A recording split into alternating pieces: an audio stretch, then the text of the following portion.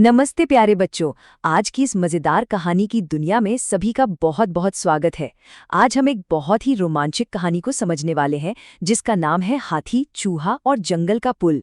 जल्दी से शुरू करते हैं क्योंकि आज की इस कहानी में जादू है, मस्ती है और एक बहुत बड़ी सीख भी छिपी है। अरे वाह दादी, हाथी और चूहे की कहानी! मुझे तो अभी से बहुत मजा आ रहा है। जल्दी से शुरू करते हैं ना। बच्चा, दादी, ये जंगल कैसा था? क्या वहाँ बहुत सारे जानवर थे? हाँ बेटा, बिल्कुल। ये एक बहुत बड़ा और सुंदर जंगल था। आप कल्पना कीजिए, वहाँ हिरन, खरगोश, बंदर और गिलहरियों का पूरा परिवार रहता था। और पता है, जंगल के बिल्कुल बीचों बीच एक चौड़ी सी नदी बहती थी। उस नदी के ऊपर लकड़ी का एक बहुत पुराना सा पुल बना हुआ था। सभी जानवर बहुत ही सावधानी से उस पुल का इस्तेमाल करते थे ताकि वो एक तरफ से दूसरी तरफ जा सके। अब मिलते हैं हमारी इस कहानी के दो सबसे खास दोस्तों से। एक तरफ है गज्जू हाथी। गज्जू बहुत बड़ा और ताकतवर था, लेकिन ना उसे अपनी ताकत पर थोड़ा घमंड था। जब वो चलता था तो ऐसा लगता था जैसे पूरी जमीन हिलने लगी है। और दूसरी तरफ कौन है दादी? ये तो बहुत ही छोटा सा है। बिल्कुल सही पहचाना, ये है चिंकू चूहा। चिंकू वैसे तो शरीर से बहुत छोटा था, लेकिन उसका दिमाग बहुत तेज था और वो बहुत मेहनती भी था। इस तुलना से हमें पता चलता है कि दोनों एक दूसरे से एकदम अलग थे। एक पहाड़ जैसा बड़ा तो दूसरा बिल्कुल नन्हा सा। ही। दादी, बंदर रेलिंग पर कैसे जा रहा है? हाँ, ये तो है।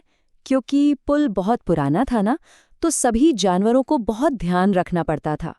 हिरण बिल्कुल धीरे धीरे कदम रखता था, खरगोश हल्के कदमों से फुदक कर जाता था और बंदर तो सीधे रेलिंग के ऊपर से ही निकल जाता था। दरअसल जंगल में सबको पता था कि वो पुल काफी कमजोर है। लेकिन एक दिन तभी वहां गज्जू हाथी आ गया। वो बहुत जोर से बोला, हटो सब, पहले मैं जाऊंगा। उसकी कड़क आवाज और वो विशाल शरीर देखकर सारे बेचारे जानवर डर गए और चुपचाप किनारे हो गए।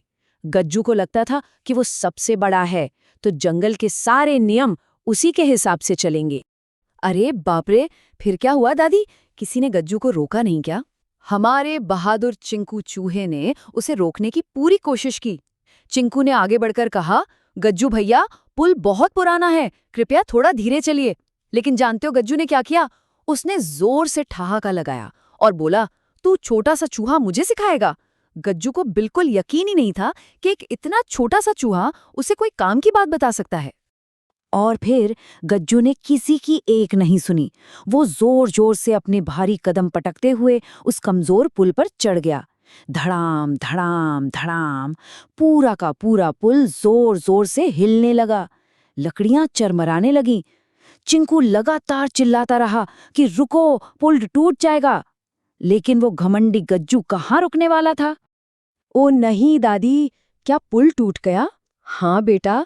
अचानक बहुत जोर की आवाज आई, चिर, धड़ाम, और वो पुराना लकड़ी का पुल बीच से ही टूट गया और गज्जू हाथी वहीं बीचों बीच फंस गया।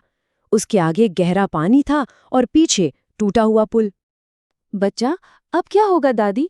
इतना भारी हाथी तो पानी में गिर जाएगा ना। हम हाथी को कैसे बचाएं? बिल्कुल यही सवाल उस समय पूरे जंगल के जानवरों के मन में भी चल रहा था। हिरन परेशान था।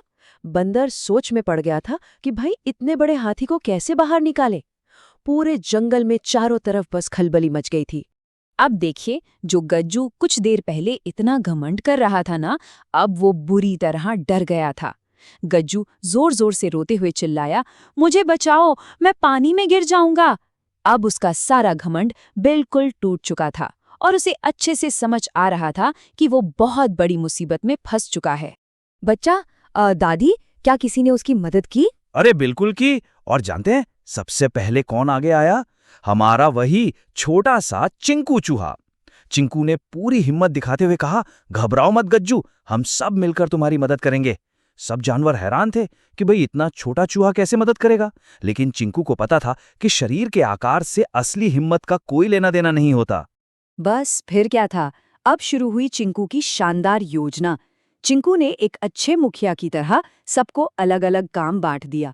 उसने गिलहरियों से कहा कि वो जल्दी से रस्सियां लेकर आएं, बंदरों से कहा कि वो पेड़ों से लंबी लंबी बेलें काटें और बीवर तथा खरगोश को नई और मजबूत लकड़ियां लाने का काम सौंप दिया। देखिए, जब सब मिलकर योजना बनाते हैं ना, तो कितनी भी बड़ी अव्यवस्था हो, वो व्यवस्था में बदल ही जाती है।